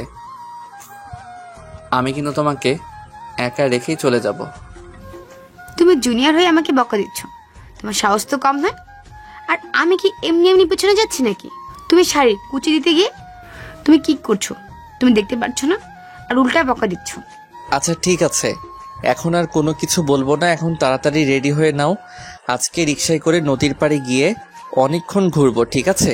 এবার আমার বউটা একটু হাসুক, তাকে হাসলেই অনেক বেশি মানায়। তারপরে তুহিন নীলাকে নিয়ে একটা রিক্সা দিয়ে নদীর পাড়ে চলে আসলো। পুরো রিক্সার সময় সে তুহিনের হাত ধরে রেখেছিল। সত্যি মুহূর্তটা এতটা সুন্দর হবে যেটা বলার মতো নয়। নদীর পাড়ে এসে দুজনে মিলে হাঁটাহাঁটি করছে। আর তখন নীলা তুহিনকে বলল বাদাম নিয়ে আসার জন্য। আর নীলাকে তুহিন একটা নিরিবিলি জায়গায় বসে তুহিন বাদাম কিনতে চলে আসলো। 20 টাকার বাদাম নিয়ে আবারও তার পাশে গিয়ে বসলো। আর তার কোলে মাথা রেখে শুয়ে শুয়ে তুহিন ভাবছে, আর সে তুহিনকে বাদাম খাইয়ে দিচ্ছে। নীলা এই মুহূর্তটা সত্যি বলে প্রকাশ করার মতো নয়। তার কোলে মাথা রেখে শুয়ে শুয়ে তুহিন ভাবছে, আর সে তুহিনকে বাদাম খাইয়ে দিচ্ছে নীলা। এই মুহূর্তটা সত্যি বলে প্রকাশ করার মতো নয়। তারপর এভাবেই সময়টা পার করে দিল। সন্ধ্যাবেলায় তুহিন নীলাকে নিয়ে বাসায় ফিরল। বাসা ফেরার পরে এভাবেই দেখতে দেখতে পার হয়ে গেল বেশ অনেকগুলো দিন। তুহিন নিয়মিত অফিসে করছে, বাসা আর কোনো সমস্যা হচ্ছে না, ভালোই চলছিল দিনকাল। হঠাৎ করে একদিন ঝড় নেমে আসলো। তুহিন অফিসে বসে কাজ করছিল, আর তখনই নীলা তুহিনকে কল দিল। আর কল দেওয়ার পরে সে তুহিনকে বলতে লাগলো, শোনো, আমি মার্কেটে এসেছি, তোমার তো সময় নেই, তাই আমি একা এসেছি মার্কেট করার জন্য। আচ্ছা, তোমার কাছে কি 5,000 টাকা হবে? থাকলে আমাকে তাড়াতাড়ি পাঠিয়ে দাও তো। আমি বাসা থেকে তো টাকা নিয়ে আসিনি। তুমি আমাকে না বলে কেন মার্কেটে এসেছো? আমি না তোমাকে বলেছি যে তুমি কখনো বাহিরে আসবে না? যা দরকার হয় তুমি আমাকে বলবে, অথবা আমার সঙ্গে আসবে। তুমি কেন একা মার্কেটে এসেছো? টাকা দেওয়াটা বিষয় নয়, তুমি কেন এসেছো এটা আগে উত্তর দাও। দেখো, তোমার সঙ্গে আমার বিয়ে হয়েছে বলেই তাই বলে আমি একে কোথাও যেতে পারবো না এমনটা নয়। তাছাড়া আমারও তো বন্ধু বান্ধব থাকতে পারে, ওদের সঙ্গে আড্ডা দেওয়া লাগে, তাই না? আমার কি ইচ্ছা করে না সারাদিন কি রুমের মধ্যে বসে থাকা যায়? আর আমি তো বাড়ির সমস্ত কাজই করি। তাহলে দেখো, আমি তোমাকে এটা বলছি না যে তুমি কাজ করো কিনা, আমি তোমাকে বলছি যে তুমি আমাকে ছাড়া কেন বাহিরে বের হয়েছো। দেখো, দিনকাল একটু ভালো না, আজকাল কখন কি হয়ে যায় সেটার কোনো ঠিক নেই। তার জন্য বলি তুমি একা কখনো বাইরে বের হবে না, এটা আমার পছন্দ নয়। আর এটা কি তুমি আজকে নতুন আমার থেকে জানো? এটা তো আমি রিলেশনে থাকা অবস্থায় তোমাকে বলে আসছি যে আমার কোনটা পছন্দ আবার কোনটা পছন্দ নয়। তবু তুমি এভাবে চলতে পারছো না, কি হয়েছে তো তোমার কি কোনো অভাব রেখেছি? আমি যতটুকু পারছি পূরণ করার চেষ্টা করছি। ঠিক আছে, তোমার টাকা দেওয়ার কোনো প্রয়োজন নেই, টাকা লাগবে না আমার। আমি এখনই বাসে চলে যাচ্ছি। তুমি টাকার জন্য আমাকে এতগুলো কথা শুনিয়ে দিলে, আর কখনো তোমার কাছে কোনো কিছু চাইবো না। তুমি কিন্তু এখন শুধু শুধু আমার উপর রাগ করছো, আমার উপর ভুল বুঝে আছো। আমি কিন্তু তোমাকে কথাটা ওইভাবে বলিনি। আমি বলেছি তুমি কেন আমাকে ছাড়া বের হবে। আমি চাই না যে তোমাকে কোনো ছেলে দেখুক, বা প্লিজ আমার কথাটা একটু বুঝতে চেষ্টা করো। হ্যাঁ, আর টাকা আমি দিয়ে দিচ্ছি, তোমার যা দরকার হয় কিনে নিয়ে যাও, আর সব টাকা খরচ করো। না লাগবে তো? তারপর নীলা কোনো কথা না বলে কলটা কেটে দিল। আর কল কেটে দেওয়ার পর তুহিন তাকে বিকাশ করে 5,000 টাকা পাঠিয়ে দিল। আর টাকা দিয়ে দেওয়ার পরে তুহিন আবারও কাজে মনোযোগ দিল। সন্ধ্যাবেলায় বাসায় ফিরল। বাসায় ফেরার পরে দেখলো নীলা এখনও বাসায় আসেনি। তুহিনের মেজাজ অনেক খারাপ হয়ে গেল। এমনিতেই তুহিন বলেছিল একা একা মার্কেটে না যাওয়ার জন্য, আর তখন সে সেটা না মেনে মার্কেটে গিয়েছে। অথচ সন্ধ্যা হয়ে গেল, এখন পর্যন্ত তার আসার কোনো নাম নেই। তুহিন রুমের মধ্যে বসে আছে, আর তখন বলল মাকে কফি দিয়ে দেওয়ার জন্য। তুহিনের মা তুহিনকে কফি দিয়ে যায়, আর তুহিন কফি খেতে লাগলো। আর দেখতে দেখতে রাত 8টা বেজে গেল। আর তখনই কলিং বেলের শব্দ পেল তুহিন। গিয়ে দরজা খুলে দিল। দরজা খুলে দেওয়ার পরে তুহিন দেখলো নীলা দাঁড়িয়ে আছে, হাতে অনেকগুলো শপিং ব্যাগ। তুহিনকে দেখে নীলা বলতে লাগলো, আসলে আমার একটা বান্ধবীর বার্থডে ছিল, সেই জন্য। আর কি, তার বার্থডে পার্টিতে গিয়েছিলাম। তোমাকে বলতে মনে ছিল না? আমার আর বেশি রাত হয়নি তো, মাত্র 8টা 35 বাজে। তুমি মনে হয় অফিস থেকে এসে কোনো কিছু খাওয়ানি? ঠিক আছে, তুমি আমাকে 30 মিনিট সময় দাও, আমি তোমাকে রান্না করে দিচ্ছি। আমি খেয়ে এসেছি, আমি খাবো না। তুহিন রুমে চলে আসলো। রুমে চলে আসার পরে সে চুপচাপ শুয়ে পড়লো। নীলা একটাবারও ডাকলো না তুহিনকে খাবার খাওয়ার জন্য। তুহিনের অনেক বেশি খারাপ লাগছে, আজকে অনেক বেশি একা একা লাগছে। আসলে প্রিয় মানুষটার পরিবর্তন হয়ে গেলে কষ্টটা অনেক বেড়ে যায়। তুহিন কখন যে খালি পেটে ঘুমিয়ে পড়লো, বলছে ভালো না পড়লে। সকালবেলা তাড়াতাড়ি করে ঘুম থেকে উঠে পড়লো। আর তখন তার মা তাকে দেখে বলতে লাগলো, কিরে, তুই অফিসে যাচ্ছিস তবুও খাবার না খেয়ে যাচ্ছিস? অথবা নাস্তা করে যা। বৌমা, শাহরিয়ার না খেয়ে চলে যাচ্ছে, তোমাদের মাঝে গিয়ে কোনো কিছু হয়েছে নাকি? না মা, আমাদের মাঝে কোনো কিছুই হয়নি। আর তাছাড়া আমার অফিসে অনেক কাজের চাপ, সেই জন্য খাবার খেয়ে যেতে পারবো না, সময় নেই। তুমি আখিকে নিয়ে খেয়ে নিও কেমন? আমি নাস্তা বাহিরে থেকে করে নেব বা অফিসে পিয়নকে দিয়ে আনিয়ে নেব। কিন্তু নীলা তুহিনকে ডাকলো না। তুহিন সত্যি অনেক বেশি অবাক হলো। তুহিন কথাগুলো বলল আখিকে শুনিয়ে শুনে, কিন্তু নীলা কথাগুলো শুনেও না শোনার ভান করে থাকলো। তুহিন যথারীতি অফিসে চলে আসতো। অফিসে এসে তুহিন পিয়নকে দিয়ে যথারীতি নাস্তা আনলো। নাস্তা খাওয়ার পরে তুহিন অফিসে কাজ করতে লাগলো। আর এভাবেই বেশ অনেকটা সময় পার হয়ে গেল। কিন্তু প্রতিদিনের মতো কাজে বেশি মনোযোগ দিতে পারছে না। মনোযোগ দিবেই বা কি করে? তার প্রিয় মানুষটা যে এমনটা পরিবর্তন হয়ে যাচ্ছে দিনকে দিন, তুহিন এটা নিজের চোখে দেখেও বিশ্বাস করতে পারছে না। কাজ করতে করতে কখন যে দুপুর হয়ে গেল বুঝতেই পারল না। প্রতিদিন দুপুরবেলা খাওয়ার সময় নীলা তুহিনকে কল দেয়, কিন্তু নীলা তুহিনকে আজকে কল দিল না। তুহিন তাকে কল দিল, কিন্তু ফোনটা ওয়েটিং। আর বেশ কিছুক্ষণ পরেই নীলা তখন তুহিনকে কল ব্যাক করলো। আর তখন তুহিনকে বলতে লাগলো, কি ব্যাপার, এত কল দিচ্ছ কেন? আমি তোমার ফুপুর সঙ্গে কথা বলছিলাম, আমাদের বিয়ে হয়েছে সেটা নিয়ে কথা বলছিলাম। এতবার কল দেওয়া লাগে নাকি? আমি তো তোমাকে এমনিতেও একটু পরে কল দিতাম। আজব। আচ্ছা নীলা, আমি তোমাকে একটা প্রশ্ন করি, তুমি কি কোনো কারণে ডিপ্রেশনে আছো, নাকি আমি তোমার কাছে কোনো অন্যায় করেছি যার জন্য তুমি আমাকে এভাবে শাস্তি দিচ্ছ? তোমার ব্যবহার দিন দিন পরিবর্তন হয়ে যাচ্ছে। আগে তোমাকে আমি যেমন দেখেছিলাম তুমি তেমনটা নেই। তুমি রিলেশনে থাকা অবস্থায় একভাবে ছিলে, বিয়ের কিছুদিন পর্যন্ত তুমি ঠিক ছিলে, কিন্তু এখন তুমি ঠিক নেই।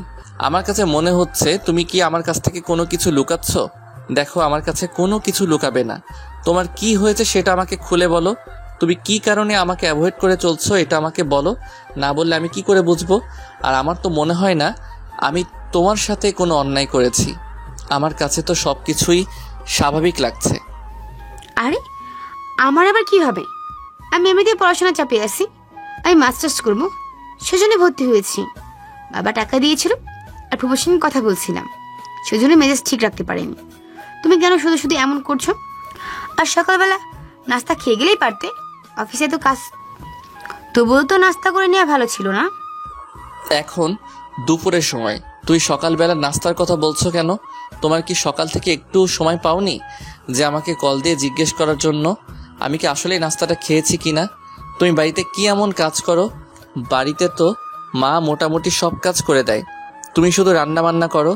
এই রান্না বান্না করতে তোমার সকাল থেকে দুপুর পর্যন্ত লেগে যায়। দেখো, তুমি আমাকে এসব নিয়ে কখনো কথা বলবে না। আমি চাই না তুমি আমাকে এসব নিয়ে কথা বলো, তাহলে কিন্তু আমার মাথা গরম হয়ে যাবে। আমি যে তোমাকে বিয়ে করেছি এটা তোমার 7 জন্মের ভাগ্য, কারণ তোমার তো কোনো ক্ষতি ছিল না। আমি তোমাকে ভালোবেসেছিলাম, সেই জন্য আমি তোমাকে বিয়ে করেছি। নাহলে কি তোমাকে বিয়ে করতাম? বিয়ে করতাম তোমার মতো ছেলেকে? তুমি ছিলে তখন বেকার, আর এখন কত টাকা বেতন পাও? তুমি তুমি কি আমার চাহিদাগুলো পূরণ করতে পারো? পারো না। তবু আমি মানিয়ে নিয়েছি, কিন্তু এভাবে দিনের পর দিন কাজ করতে থাকলে তো আমি পুরো শেষ হয়ে যাব। সেই জন্য আমি আমার পড়াশোনা শুরু করেছি। আমি জানি না তোমার কি হয়েছে, আমি মানছি যে তোমার মাথা গরম হয়ে গেছে। ঠিক আছে, তুমি আর কোনো কিছু বলো না, আমি কল রাখলাম। আর মাথা ঠান্ডা করো, আর দুপুরে খেয়ে নিও, আমিও খেয়ে নিচ্ছি। এই বলে তুহিন কল কেটে দেয়। তারপর কাজ করতে শুরু করলো। আর এদিকে বিকেলবেলা তুহিন অফিস থেকে বের হয়ে সে কারখানা যেতে লাগলো। ওখানে কাজের জন্য ফাইল নিতে বলেছে তার অফিসের বস। তুহিন হঠাৎ করে রিক্সার মধ্যে নীলার সাথে কাউকে বসে থাকতে দেখছে। আর তুহিন নিজেকে কন্ট্রোল করতে না পেরে তখন ছেলেটাকে রাস্তার মারতে শুরু করলো। আর তখন নীলা বলতে লাগলো, প্লিজ তুমি আমার কথাগুলো একটু বুঝতে চেষ্টা করো। তোমার দেখার মাঝে অনেক ভুল আছে। আমি তোমাকে ঠকাইনি, আমিও তোমাকে ভালোবাসি, নিজের জীবনের থেকেও অনেক বেশি ভালোবাসি। চুপচাপ চলে আসলো আর অফিসের ফাইলটা নিয়ে সে সন্ধ্যার সময় বাসায় চলে আসলো একা। আর এসে দেখতে পেল নীলা আজকে বাসায় আসেনি। আর তখন তার মা তাকে জিজ্ঞেস করতে লাগলো নীলা কোথায়। আর তখন তুহিন বলতে লাগলো সে পড়াশোনার জন্য। তার মা বুঝতে পারলো তাদের মধ্যে কিছু না কিছু হয়েছে, আর সেজন্য তুহিনকে বলতে লাগলো, কিরে তুহিন, তোর কি হয়েছে? আজ 3 দিন হলো আমি এই বাসায় এসেছি, অথচ বৌমাকে দেখতে পেলাম না। তোদের মাঝে কি কোনো কিছু হয়েছে? দেখ, হয়ে থাকলে বৌমাকে তার বাবার বাসায় পাঠানো তোর একদম উচিত হয়নি। নিজেদের মধ্যে সমস্যা হবে, সেটা আবার মিটমাট করতে হবে। আসলে মা, তোমাকে আমি কি বলবো, আমি আসলে কোনো কিছুই বুঝতে পারছি না। না, আমি চাই না সে আমার সঙ্গে থাকুক, সে আমার আর নেই। মা, তুমি এটার ব্যাপারে আর কোনো কিছু আমাকে বলো না, আমাকে কোনো প্রকার কোনো প্রশ্ন করবে না প্লিজ। তোমার পায়ে ধরে বলি, আমি হয়তো ভুল করেছি, কিন্তু মা, আমাকে অন্য কিছু জিজ্ঞাসা করো না। জানি না তোদের মাঝে কি হয়েছে, সেজন্য বৌমা হয়তো চলে গেছে। ঠিক আছে, আমি তোকে কোনো কিছু জিজ্ঞেস করব না, কিন্তু একটা কথা মনে রাখবে, আমরা যা কিছু শুনি, যা কিছু দেখি, এটার মাঝেও অনেক ভুল থাকতে পারে। সবকিছু ভেবেচিন্তে কাজ করিস। এই বলে তুহিন এর মা চলে গেল। আর তারপর তুহিন একাই চুপচাপ শুয়ে পড়লো। পরদিন সকালবেলা তুহিন যথারীতি অফিসে চলে আসলো। অফিসে আসার পরে সে কাজ করতে লাগলো। আর সারাদিন অফিস করার পরে যখনই বাসায় আসতে লাগলো, তখনই কয়েকজন ছেলে তাকে ঘিরে ধরলো। আর ছেলেগুলো বলতে লাগলো, কিরে, তুই নাকি অনেক বড় চাকরি পেয়েছিস, আর এর জন্য নাকি অনেক বড় পাওয়ার হয়ে গেছে তোর। তুই কি নেহাল ভাইয়ের খবর জানিস না? নেহাল ভাই তোকে কি করতে পারে? নেহাল ভাই জেল থেকে ছাড়া পেয়েছে, এবার তোর খবর আছে। দেখো, শুধু শুধু ঝামেলা করতে আসিস না, ঝামেলা করলে কিন্তু তোদের খবর আছে। তোরা একটাও জীবিত ফিরে যেতে পারবি না। আর তোদের ভাইকে বলে দিস, আর কখনো যেন আমার আর নীলার দিকে না তাকায়। বাসায় শুয়ে শুয়ে কান্না করছিলাম। এটা ছাড়া আমার আর কোনো কথাই করার নেই, কারণ আমি মানুষটাকে বোঝাতে পারিনি। আসলে তুমি যেটা দেখেছিলে সেটা একদমই ভুল, কারণ ওরা তোমাকে মারতে চায়। আমি চাইনি তুমি আমার কাছ থেকে হারিয়ে যাও। আর সেই কারণে ওই ছেলেটার সঙ্গে আমি শুধুমাত্র কথা বলেছি ওকে বাঁচানোর জন্য। আর ওর সঙ্গে যদি আমি কথাবার্তা না বলতাম, না চলতাম, তা ওই ছেলেটা তোমাকে মেরে ফেলতো। এটাই কি আমার অপরাধ? আমি তো তোমাকে বাঁচানোর চেষ্টা করেছি, তুমি আমাকে ভুল বুঝে দূরে ঠেলে দিলে।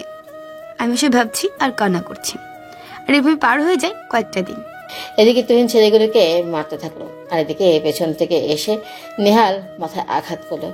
মাথায় আঘাত করার পরে দৌড়ে সেখান থেকে চলে গেল। তারপর কয়েকজন মিলে তুহিনকে হাসপাতালে ভর্তি করলো। তারপর তার পরিবারকে খবর দেওয়া হলো। আর বর্ষণ করার পর তুহিন কোমায় চলে গিয়েছিল। আজকে প্রায় 5 দিন পরে তুহিনের জ্ঞান ফিরল। ডাক্তার তখন বলতে লাগলো, যাক, আলহামদুলিল্লাহ, আপনার প্রায় 5 দিন পর জ্ঞান ফিরেছে। আর এই যে ম্যাম, আপনি একটু আমার কেবিনে আসুন, আপনার সঙ্গে জরুরি কথা বলতে হবে। এদিকে তুহিন নীলাকে দেখতে পারল, সে কান্না করছে। হ্যাঁ, নীলার কান্না দেখে তার সহ্য হলো না। সে নীলাকে ডাকতে লাগলো। নীলা তার পায়ে ধরে কান্না করতে করতে বলতে লাগলো, প্লিজ তুমি আমাকে ক্ষমা করে দাও। আমি জানি আমি তোমার সাথে অনেক অন্যায় করেছি, কিন্তু বিশ্বাস করো, এটা ছাড়া আমার কাছে কোনো কিছু করার ছিল না। নেল আমার সঙ্গে ফোন দিয়ে বলেছিল, আমি যদি তোমাকে কষ্ট না দিই, আমি যদি তোমাকে এরকম না করি, তাহলে সে তোমাকে মেরে ফেলবে। আর তার কথাই চলতে হয়েছে। আমাকে এতদিন এটা ছাড়া আর কোনো কিছু করার ছিল না। অনেক ভালোবাসি তোমাকে, আর সেই কারণে তোমাকে হারাতে চাইছিলাম না। তুমি এই কথাটা কেন আমাকে আগে বললে না? তুমি শুধু শুধু কেন আমাকে এতদিন কষ্ট দিলে? আরে, আমার যে কতটা কষ্ট হয়েছে সেটা তুমি বোঝো? আমি জানি তোমার কতটা কষ্ট হয়েছে, কিন্তু বিশ্বাস করো, আমার কাছে এটা ছাড়া কোনো কিছু করার ছিল না। আমি ভয় তোমাকে কোনো কিছু বলতে পারিনি। প্লিজ তুমি আমাকে ক্ষমা করে দাও। এই কথা বলার পরে তুহিন নীলাকে শক্ত করে জড়িয়ে ধরলো। যা শক্ত করে জড়িয়ে ধরে সেও কান্না করতে শুরু করলো। আর এভাবেই পার হয়ে গেল 2টা দিন। এখন মোটামুটি তুহিন সুস্থ হয়ে গেছে। আর বাসায় নিয়ে আসার পরে কয়েকটা দিন রেস্ট নেওয়ার পরে এসে মোটামুটি সুস্থ হয়ে গেল। আর এভাবে দেখতে দেখতে পার হয়ে গেল 1টা বছর। তুহিন অপারেশন থিয়েটারের সামনে দাঁড়িয়ে আছে আর কান্না করছে, কারণ তার মানুষটা যে ভেতরে আছে সময়টা যেন কোনোভাবেই কাটতে যাচ্ছে না। আর কিছুক্ষণ পর এই নার্স বের হলো, আর নার্স বের হওয়ার পরে বলতে লাগলো, রোগীরও ও নেগেটিভ রক্তের প্রয়োজন। আপনার রক্তের গ্রুপটা নিশ্চয়ই ও নেগেটিভ। আপনি তাড়াতাড়ি আমার সঙ্গে আসেন, না হলে রোগীকে বাঁচানো সম্ভব হবে না, আর বাচ্চাটাকেও বাঁচানো সম্ভব না। এই কথা বলার পরে তুহিন তাড়াতাড়ি করে ওই নার্সের সঙ্গে গেল। আর নার্সের সঙ্গে যাওয়ার পরে এক ব্যাগ রক্ত দেওয়ার পরে সে আবারও চলে আসলো অপারেশন থিয়েটারের সামনে। প্রায় 1.5 ঘন্টা পরে ডাক্তার বেরিয়ে আসলো। ডাক্তার বেরিয়ে আসার পরে তখন তুহিন দৌড়ে ডাক্তারের কাছে যায়। আর তখন ডাক্তার বলতে লাগলো, আপনার একটা ফুটফুটে কন্যা সন্তান হয়েছে। আপনার স্ত্রী এখন আলহামদুলিল্লাহ সুস্থ আছেন। মা মেয়ে দুজনেই ভালো আছে। আপনি একটু পরে কেবিনে গিয়ে দেখা করতে পারবেন। একটু পরে নীলাকে কেবিনে দেওয়া হলো। তুহিন তার মেয়েটাকে করে নিয়ে কেবিনে গেল। আর কেবিনে যাওয়ার পরে দেখলো সে চোখ বন্ধ করে আছে। তুহিনকে দেখে চোখ খুলল। তুহিনকে দেখেও না দেখার ভান করে অন্য পাশে তাকিয়ে আছে। তুহিন তার মেয়ের সঙ্গে দুষ্টুমি করছে। তুহিনকে দেখে তার ছোট্ট মেয়েটা হাসছে। সত্যি এরকম মুহূর্তটা ভোলার মতো নয়। তুহিন তার মা বাবাকে কল দিল হাসপাতালে আসার জন্য। আর তুহিন তার মেয়ের সঙ্গে কথা বলছে। তুহিন বলল, আম্মু তোমার মতো কথা বলে না কি আর করা? তাহলে তোমাকে নিয়ে আমি চলে যাই তোমার দাদুর কাছে। তোমার আম্মু তো একা একা থাকতে শিখে গেছে, আর আমাকেও তো মনে হয় না ক্ষমা করবে। তাহলে চলো দুজন চলে যাই। কেউ যদি আমার মেয়েকে নিয়ে যায় তাহলে কিন্তু তার অবস্থা খারাপ করে দিব। আমার মেয়েকে নিতে হলে আমাকেও নিতে হবে, আর না হলে আমার মেয়েকে এখানেই রেখে যেতে হবে। এটা শুধুমাত্র আমার মেয়ে। ও তার মানে এটা যদি তোমারই মেয়ে হয় তাহলে এই মেয়েটা যে কিভাবে, সেই গল্পটা একটু বলবে না? মানে একা একা তো আর মা হওয়া যায় না, কারোর তো সাহায্য প্রয়োজন। এখন কিন্তু সত্যি সত্যি রাগ উঠছে আমার। এত কষ্ট দেওয়ার মানেটা কি? আমি ভালোটা চেয়েছিলাম, আর উল্টো আমি এতটা কষ্ট পেলাম। কেন এসেছো আমার কাছে? আমাকে দেখার জন্য? মরে গেছি কিনা? আমি মরে গেলে তো তুমি বেঁচে যাও, তাই না? কিছুক্ষণের মধ্যেই তুহিনের মা বাবা বোন চলে আসলো। আর তুহিন তার মেয়েটাকে তার মায়ের কাছে দিল।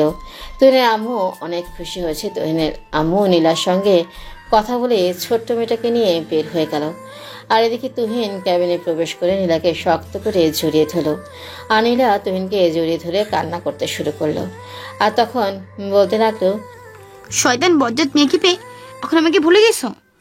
আর কখনোই তুমি আমার কাছে আসবে না, আর কখনোই তোমাকে আমি আদর করতে দিব না। তুমি ভালো না হলে তুমি দিন দিন অনেক বজ্জাত হয়ে যাচ্ছ। এত ভালোবাসি, তো ভালোবাসার গুরুত্ব দাও না তুমি। ও তাই নাকি? তাহলে তো এবার খুব ভালো করে গুরুত্ব দিতে হয়। আগের বার ভালোবাসাটা সঠিকভাবে পাইনি, এবার আরেকটু ভালোবাসা দেই। আরও একটা এরকম কন্যা নিয়ে আসি। তাই নাকি বস? এত সহজে হচ্ছে না। কমপক্ষে 2 বছর বিরতি নিব। আমাকে কি মেরে ফেলতে চাও? আমি এখন স্বামীর ভালোবাসা পেতে চাই। 2 বছর পরে আরেকটা নিয়ে যাবে। আপাতত স্টপ। তুহিন শক্ত করে নীলাকে জড়িয়ে ধরল।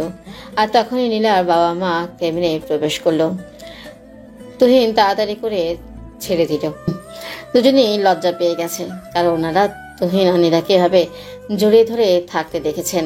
তুহিন লজ্জায় আর কেবিনে না থেকে চলে গেল।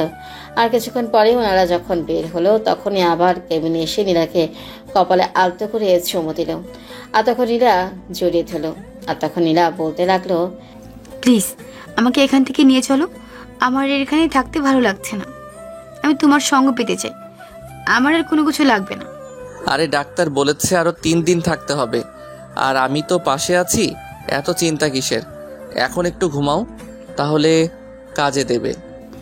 আমি তোমার বুকে মাথা রেখে ঘুমাতে চাই। এভাবে তো আমার ঘুম হবে না। তুমি তো খুব ভালো করে জানো তোমাকে ছেড়ে আমি ঘুমাতে পারি না। তুহিন নীলার মাথায় হাত বুলিয়ে দিতে লাগলো। আর এভাবেই না হয় চলতে থাকুক তাদের মিষ্টি ভালোবাসার গল্পটা। নিত্য নতুন ভালোবাসার গল্প পেতে আমাদের চ্যানেলটি এখনই সাবস্ক্রাইব করে পাশে থাকবে। ধন্যবাদ সবাইকে।